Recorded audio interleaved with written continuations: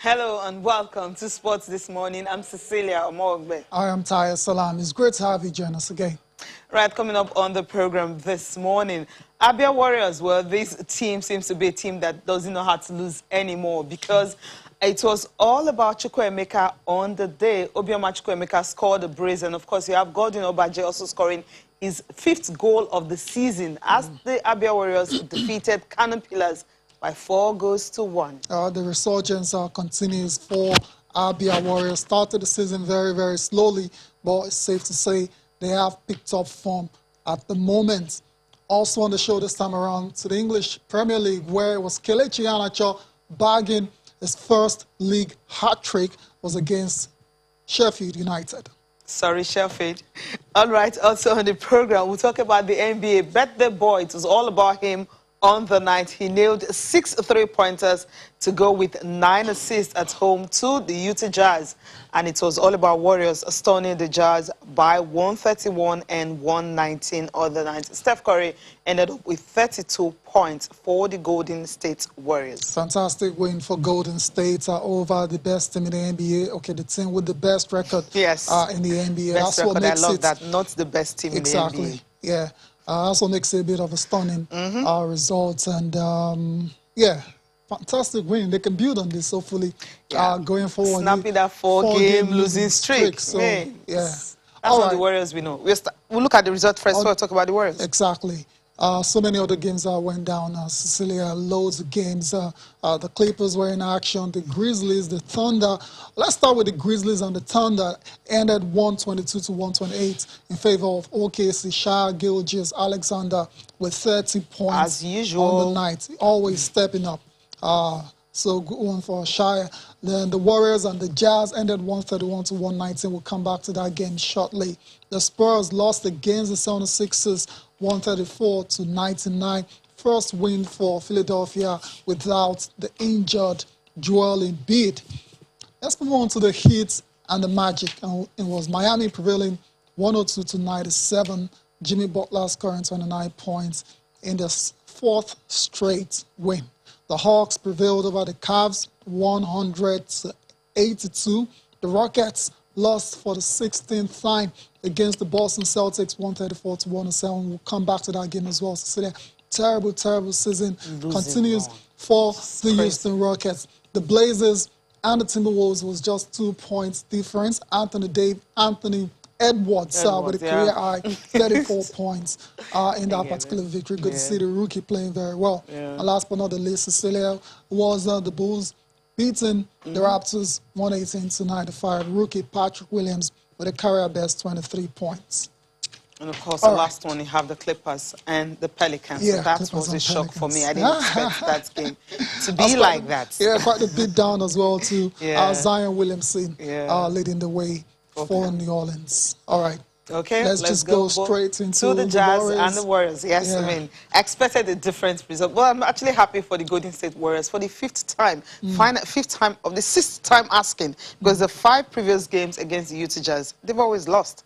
But finally, I mean, they were on a run before the All-Star break, coming back, a 4-game losing streak, and of course, they needed to snap this, and it happened on the birthday of Steph Curry, and he had to lead the way for the Warriors. Yeah, you can say that again. 32 points and 6 3-pointers on the night for Steph Curry. Huge. Also got help from Draymond Green. 26 career triple-double, 11 points, 12 rebounds, and 12 assists in that particular victory. Other players stepped up as well.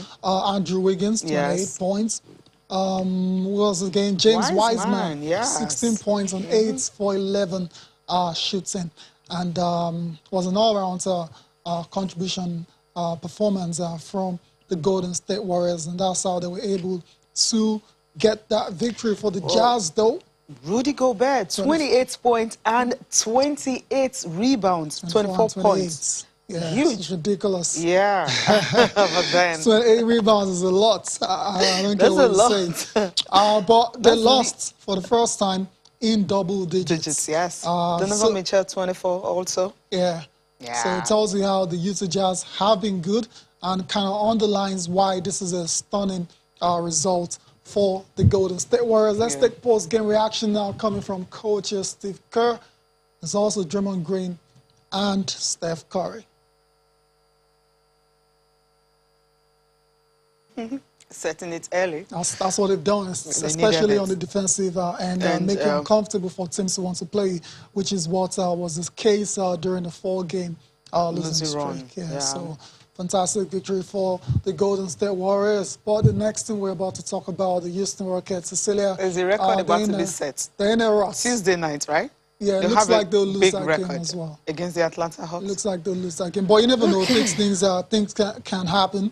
Anyways, let's talk about the Rockets and the Celtics. Ended, like we said earlier, 134-107 in favor of Boston. Jaylen Brown with 24 points on the night. Jason Tatum with 23. But the story is the Rockets have now lost 16 straight games. 16. That's ridiculous. We're talking about 16. And so if they lose on Tuesday night against the Hawks, it's going to be a franchise record, 17. Yeah. So and the last time they did that, it was in 1968. That was the beginning.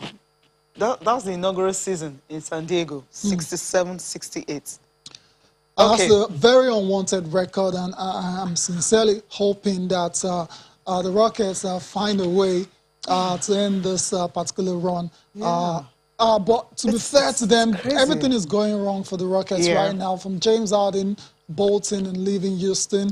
PJ Tucker. PJ Tucker says he wants out as well. And of course, the coach says he's not coming back to the team because the last game against the game on Thursday night, it was supposed to be for that game, but he sat out. He didn't. He wasn't even on the bench they have reached that conclusion that he's not going to be a part of the team again. So they're looking for a good situation where they can trade him. So that's another big player out. Then several injuries as well. So there was no John Wall and several other players because of injury. And Victor Oladipo stepped up on the night, 26 points, 6 rebounds, and 4 assists. I mean, not bad. Martin at the 21, but not bad. But when you don't have the crop of your players, injuries and some wanting out, it seems the problems for the Rockets is getting bigger and bigger. They've got a big problem. Yeah. And we'll see. For the coach, Stephen Silas, far from ideal first year in the NBA. I mean, when he got the deal, he was happy because he had James Harden, PJ Tucker was ready to play, had all the players, John Wall, and everything. He was a happy coach. But right now, how sad is it becoming for the Houston Rockets? We hear from him, and also Victor Oladipo, who feels that at least they can still turn the table around. Yeah, nothing more, just optimism, right? Optimistic view from Victor Oladipo. It's a very dire situation. It is. Sometimes stay optimistic and keep hoping for the best. Let's go on to our top performers before we leave the NBA. So many players are stood out, starting with Anthony Davis at 34-4-2 on the night for the Timberwolves. Next up is Damian Lillard. Of course, was in a losing effort, 38-7-4. Nikola Vucevic for the Orlando Magic, 38-10-6. Deservedly. Norman Powell stepped up for the Toronto Raptors in a losing effort, 32-4-5. Last but not the least is Steph Curry, 32-5-9 on his birthday. You're welcome back to Channel Sport this morning. You can be a part of the show, of course, by talking to us, sending your tweets to channels_sports, and tell us what you want to talk about. Arsenal fans, of course, North London is red after coming back from a goal down to defeat Tottenham to maintain your dominance over Tottenham at the Emirates Stadium. Of course, the Nigerian Professional Football League will also get us talking. Abia Warriors, they cannot seem to lose at the moment after starting the season very, very badly. They took on Kano Pillars and absolutely crushed them in Abia. There's also Kelechi Iheanacho. Yeah. What a player, what a great time he's having at the moment. A hat-trick for Leicester against Sheffield United, his very first. And it's safe to say Kelechi Iheanacho in the Premier League, because he had something like that in the FA Cup. So exactly, in the Premier League. So, yeah, great weekend for Kelechi Iheanacho. Who's Simon? I mean, he was in action against PSG. Great one. Good one. So, Super Eagles players are playing very well at the moment. And we're hoping when they come and take on Benin Republic and Lesotho, they'll get the job done. As simple as that. There's no two other ways about it. Just translate what you're doing in Europe to the Super Eagles. Exactly. Easy. It's not easy, though. It's easy. It's a different okay. ball game entirely. Cecilia, let's get on with the show, and before we come back to the NPFL. Talk about African football. Yes, African football. We know what happened on Friday. We talked about it's going to just be confirmation of Patrice Motsepe as the president of CAF. Yes, he's the president of CAF, backed by Gianni Infantino. He became the president. There's a whole lot he needs to do. And that for the third CAF General Assembly said a whole lot too, because he needs to actually transform African football, not just in terms of resources and all that. Also, maybe resurrect some of the tournament that have been like, seems to be dying. He has a whole lot to do, right? What this report actually take a look at is the expectations, what he needs to do to ensure that African football is at par with European football.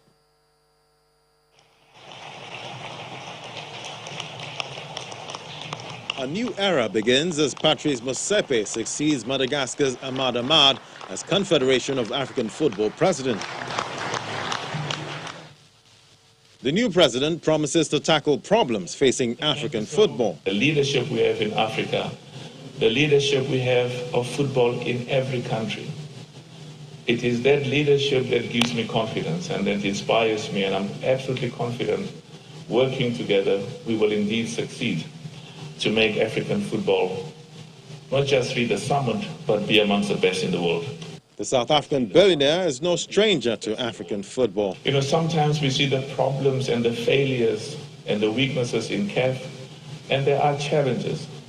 But we must also focus on the optimistic, on the positive, on a lot of the good work that many of the staff people, our committees, the governing committee, all of these, the ethics committee, all of these structures within CAF that really have excellent people. Nevertheless, observers are quick to point out areas that require immediate attention. The first area of concentration for the new CAF president will be on TV rights issue. As soon as Ahmad Ahmad did come, a lot of people were happy that he was going to organize it, and we had the sponsor for all our competitions. Unfortunately, it did not go to plan. Secondly, let's talk about facilities. African teams could really do with facilities. With the kind of person that he is, he owns Sundown. I mean, he's someone who is keen to sponsorship, so he should be able to raise sponsorship for club football in Africa. The Cairo-based organization will need the support of member associations, stakeholders and partners to achieve desired goals. Clearly, we see that from an African perspective, we have to repackage competitions. Secondly, that stakeholder relationship and partners with the business sector always precede sponsorship or commercial revenue into the sport. He's a man of impeccable character, a man of integrity, a game changer, and football is a game loved by so many. That creates a lot of entertainment and employment and empowerment.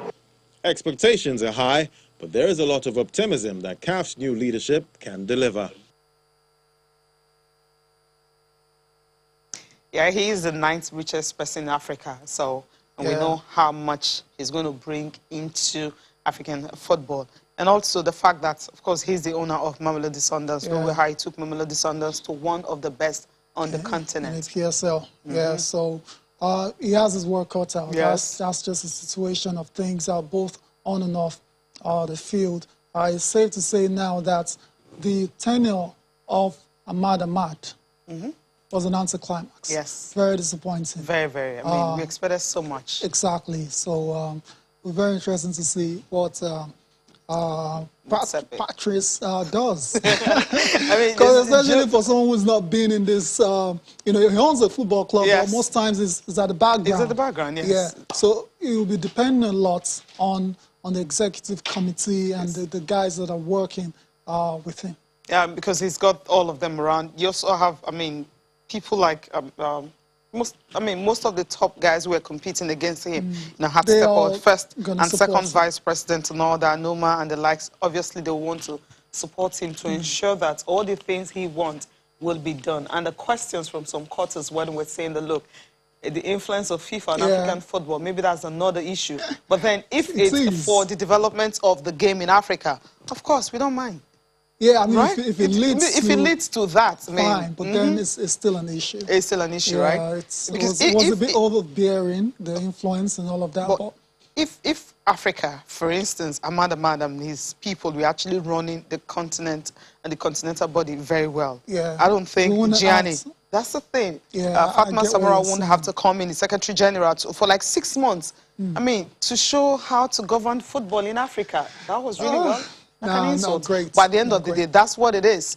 But we just hope that Patrice Motsepe would kind of, do something really good and remarkable in terms of governance and also merchandise, and everything. A lot. Yeah. That's a lot to TV do. rights as well, too. TV rights deal, major problem that has to be I mean, CAF Champions resolved. League needs to be bigger than it is right now.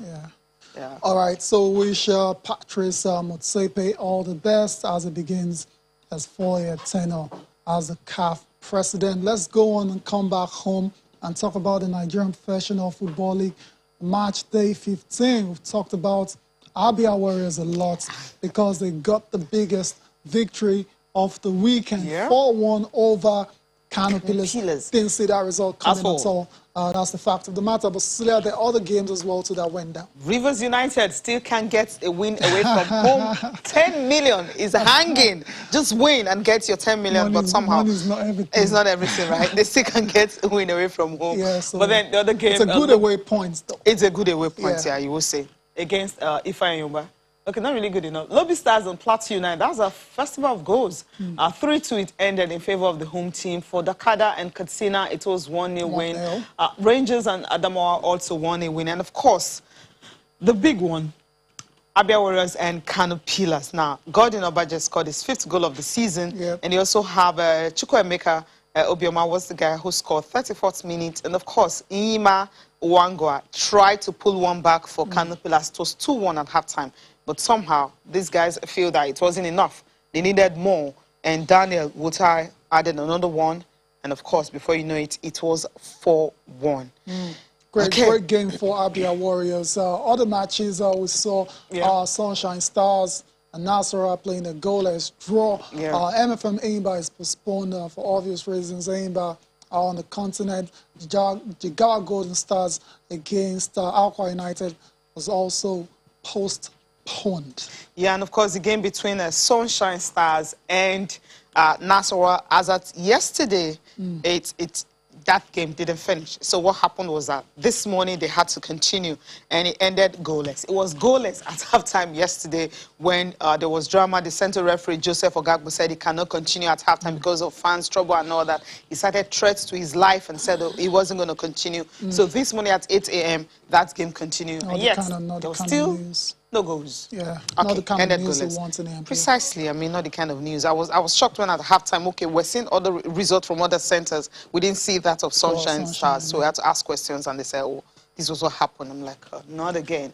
I mean, fans, fine, you have fewer fans coming in, but I don't know how many. And that's why the LMC actually needs to address this. Fine, I know that Shehu Diko said at a point that is left for the clubs and also each of the states to know how many fans they will allow into the stadium. But I think they need to regulate it. If you want to have 50 fans, then you have to have 50 fans that will be well-spaced and all that, and give them rules and regulations, no coming onto the pitch and all that. I don't know what they would do, but this is not looking good. First it was NNL, Oshun, and Vadreza and all that, and then we're hearing this story coming from Sunshine. That game will have to continue this morning at 8 a.m. This is the Nigeria Professional Football League. I mean, there's professional there. So everything should be professional about the football. It's as straightforward as that. Let's take a step down now, Cecilia. To NNL. To the NNL, Nigerian National League. Very important league here, you have to say. Match day 6 results starting from Group A1. Goalless between Mighty Jets and Gombe United. FC Taraba defeated Aklo Sandy by 3-0, while El Kanemi Warriors edged Sokoto United 1-0. EFCC and Rarara played a 1-1 draw. NAF Rockets 1-0 over Oyo Sports. And of course, you have other games coming on. Yeah, Group A2, where you have Shakarau and Kogi. It was 2-1 in favor of Kogi United, and Niger Tornadoes and Yobe Desert Stars 1-0. Niger Tornadoes winning that. And the game between Road Safety and Kebbi United ended in favor of Road Safety 2-0, and DMD and Malufashi, it was 1-0, DMD winning that by a lone goal for Osun United and Ekiti United. Osun winning 2-1.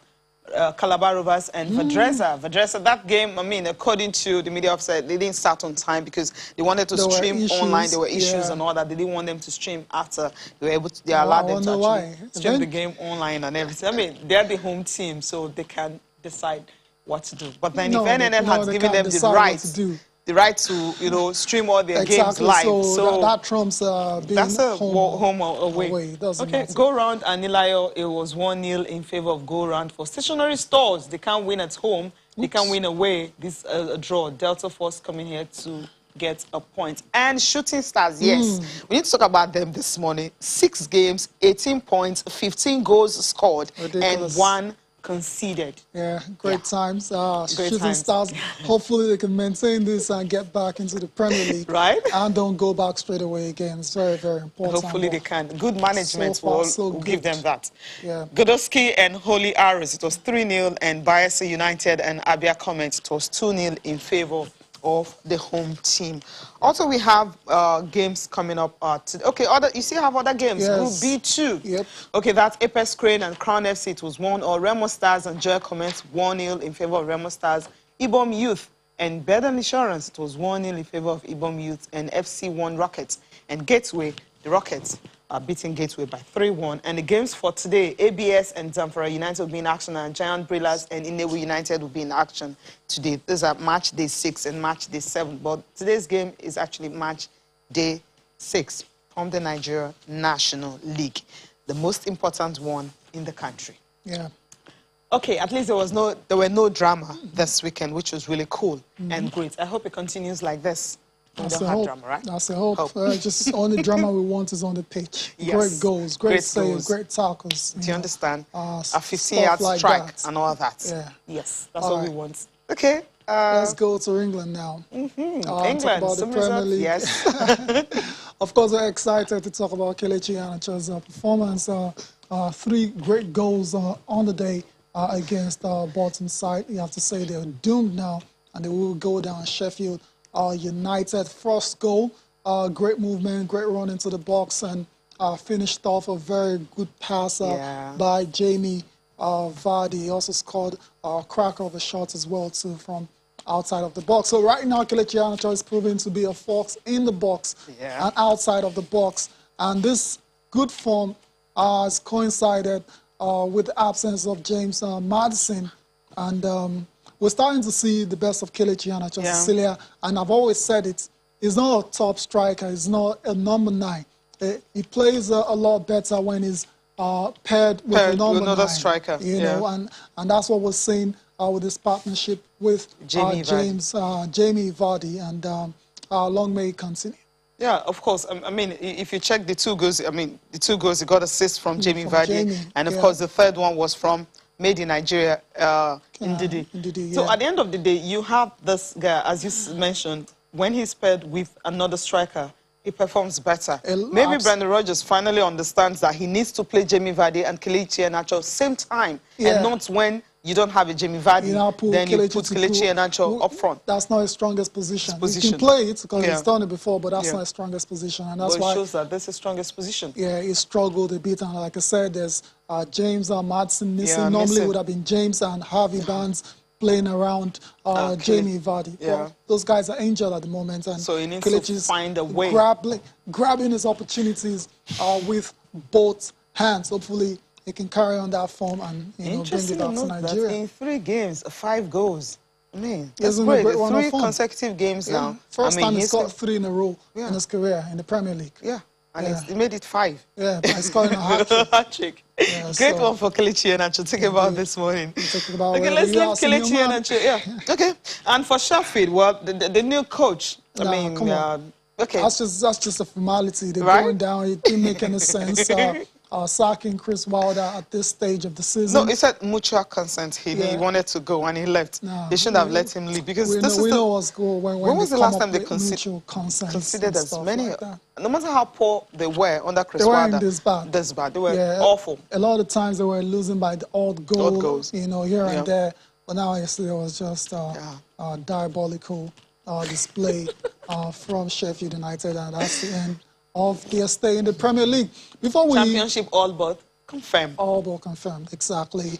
Let's talk about the North London derby. Of course, Yes. all the games that went down in the English Premier League, Newcastle, Aston Villa, a lot of those games. Well, on Saturday, but let's focus on what happened on Sunday. Cecilia, Manchester City. North London derby. Yeah.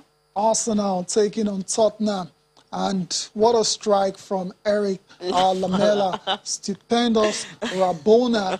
I didn't see it coming at all. And you can see the reaction of everyone watching that game. Shocked. Was like, what did we just How did see? they do this? But anyways, Arsenal, fair play to them. Yeah, it was a hero, but then what happened at the end of the game? Yeah, got a red card, got himself sent off. But I think a lot of credit should go to Arsenal. They started very well.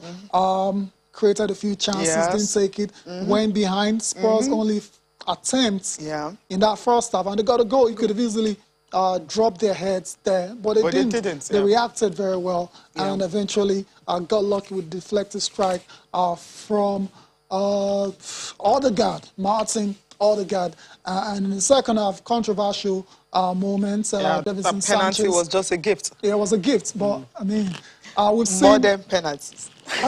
And we've seen that these referees are bongo, straightforward decisions over and over again, and a lot of people giving stick to VAR. And the reason is not far-fetched. The guys handling it, especially in England, they're just very dodgy and almost incompetent because Michael Oliver had the opportunity to go look at the screen. Perhaps if he looks at the screen, you'll see that Lacazette miscued his shot and now crashed into Sanchez, who was attempting to tackle him. That's it. Big deal. But it is what it is. He didn't look at it. Arsenal fans told me yesterday, we're supposed to get a penalty against Burnley last week. Didn't get it, so this is our turn. I mean, it's a vicious cycle if it's going to have to carry on like this with referees making absolutely atrocious decisions. Harry Kane, Southampton and Man City happened the last time and all that, and then you're having again. Like, it happens every week. There is no weekend in EPL that you don't have dubious decisions by ref. Exactly. And this is not why VAR was brought in. No, it wasn't. When VAR was brought in, Cecilia, the excuse then was referees are human, the games is too fast for them, they don't get to see everything. Now you have... They don't even bother to go check it. Okay, you know what? We need to go on a break. When we come back, we'll be listening to, of course, Mikel Arteta and Jose Mourinho reacting to the game.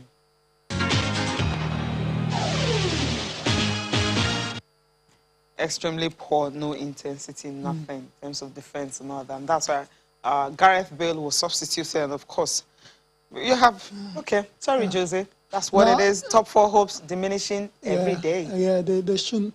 It was a very strange performance. Yeah, it was. Let me put it that way. Tottenham actually played better with 10 men. Which is than when they had 11 players on the field. Exactly, yeah. They came close to snatching up points in this game. Harry Kane with that very close offside call as well. Hit the post as well to Gabriel cleared the rebound off the line. But on the balance of play, you'd say Arsenal perhaps deserve to get all 3 points. Of course, that controversial moment as well too. I can't ignore it. Jose, very interesting post-match about Michael Oliver. He's tried his best not to go all out. For him. Try to be very politically correct. To suggest that maybe he's tired. As I made that decision. You know, but you could tell it was seething inside of him. He was. It could have ended in a draw. And that would have been a fair result. Because of the final moments, they played well. Yeah, but exactly. Not the whole game. Not the whole game, which is a situation he's got to analyze and try to resolve as soon as possible. Because we've seen it over and over again. They have a good run, 3 games, good run, and then in deep, and then they try to rise again. And a lot of the times they score first and they don't build on it and end up conceding and equalizing. Sometimes even conceding and losing the game entirely. Anyways, good one for Arsenal. They maintain they're still unbeaten in the past 10 Premier League home games against Spurs. Our first NLD victory for Mikel Arteta as well, who made a very, very bold decision to drop captain Pierre-Emerick Aubameyang for violating indiscipline. Yeah, he came late for training, so came late for team meetings and all that. So it's straightforward. I mean, even if you're the captain. Yeah, but it was a brave call. Still, some coaches wouldn't do that, especially with a big game like that, you know, on the rise. He needs to learn his lessons. I love what he did. I like it as well. Okay, Manchester United on the 9th. Well, it was all about just one man, an own goal. Yes, it was an own goal, but then Ole is still happy about it because when Leicester defeated Sheffield, they went second. And of course, United knew that if they don't win against West Ham, well, they will remain third. Own goal, Dawson. Doesn't really matter where it's coming from, but Ole obviously is happy with his players' performance.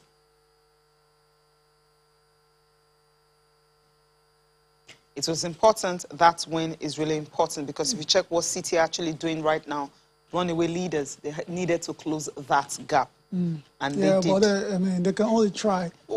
City are going to win the title. And in April. For United, it's all about trying to stay as close as possible, which I don't see happening. They'll probably finish in the top 4 as well, too. And you think that second position is shaky? It's not guaranteed? Yeah, it's not guaranteed. Okay, I see that. For United, they just want to be in the Champions League, and they need to start thinking about going to the next level. And we'll see if they can do it. But in that game, they kept a clean sheet as the 4th straight PL clean sheet for the first time over 3 years. That was when they still had Jose Mourinho as their coach. That was in January 2018. Fantastic victory for Manchester United.